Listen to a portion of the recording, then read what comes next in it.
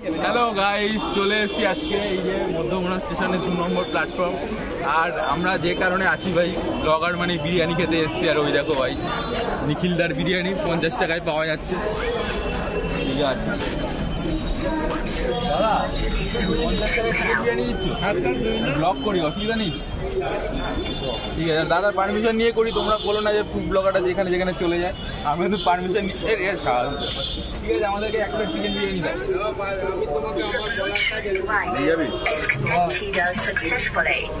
হাঁড়িটা দেখিয়ে দাও ভাই।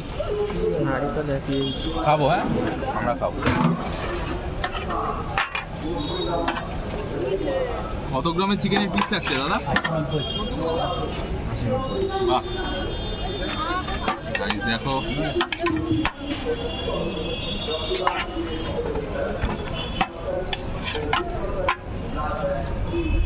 আমাদের কত 8টা 40।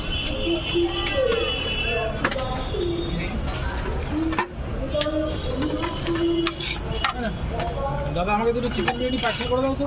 হ্যাঁ দেবো।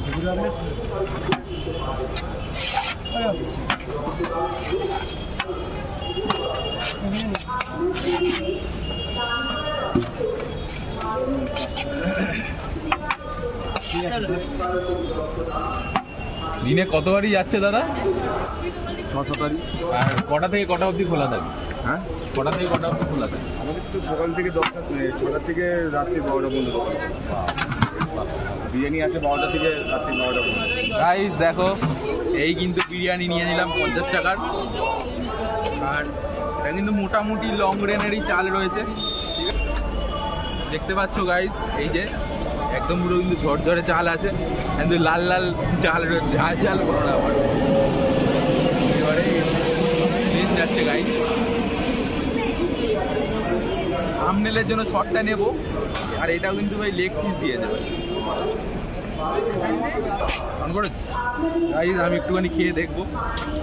রাইসটা মোটামুটি ভালোই আছে।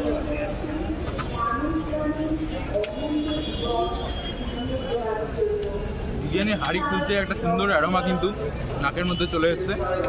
আর এত সুন্দর একটা লেগ পিস। বাকি এমনি 80-90 গ্রামের কিন্তু পিস থাকে। এবারে যে মূল আকর্ষণ আমাদের কলকাতা বিরিয়ানি, সেটা হচ্ছে আমাদের বিরিয়ানির আলু। এটা একটু দেখিয়ে নেবো। খুব গরম গাইস, আলুটা কিন্তু খুবই নরম, দেখো ভেঙে গেছে। ইচ্ছা করে যে ভাঙা আলু দিয়েছে সেরকম কিন্তু ব্যাপার না, এত নরম হাঁড়ির মধ্যে ভেঙে গেছে। আলু দিয়ে একটু রাইসটা দিয়ে খেয়ে দেখি। খুব গরম গাইস, ফ্রেশ চিকেনের বিরিয়ানি। চিকেনটা দিয়ে একটু পরে দেখছি, আগে আলুটা দিয়ে খেয়ে দেখি।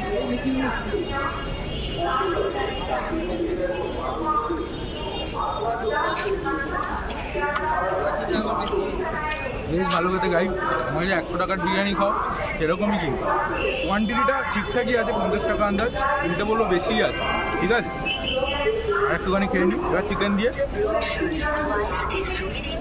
চিকেনের পুরো ছাল ছাড়ানো, ছাল পাল নিয়ে একটুখানি আলুটা ভেঙে নিই।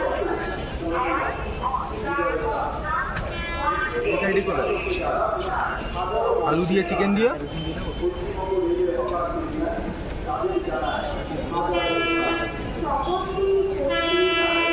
চিকেনটা কিন্তু বেশ জুসি আছে গাইস। আমি আরেকটা বাইট নিয়ে নিচ্ছি। চিকেন দিয়ে আলু দিয়ে একটা বড় বাইট। রেল লাইন নয়েজ তো থাকবে।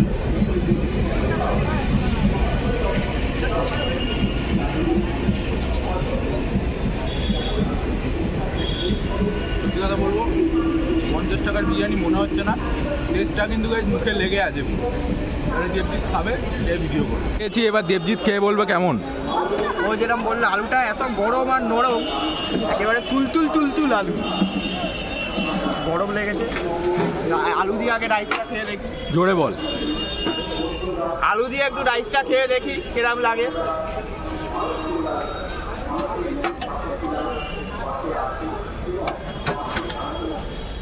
আলুটা এবার যথেষ্ট মশলা ঢুকেছে। রাইসটা একেবারে ঝুরঝুরে রাইস। রাইসেও যথেষ্ট মশলা আছে। হালকা একটা আতর জল, হালকা একদম একটা ফ্লেভার আছে। মাংসটা খেয়ে দেখি। মাংসটা একদম ফুলে চলে এলো, একদম নরম নরম একেবারে মাংসটা।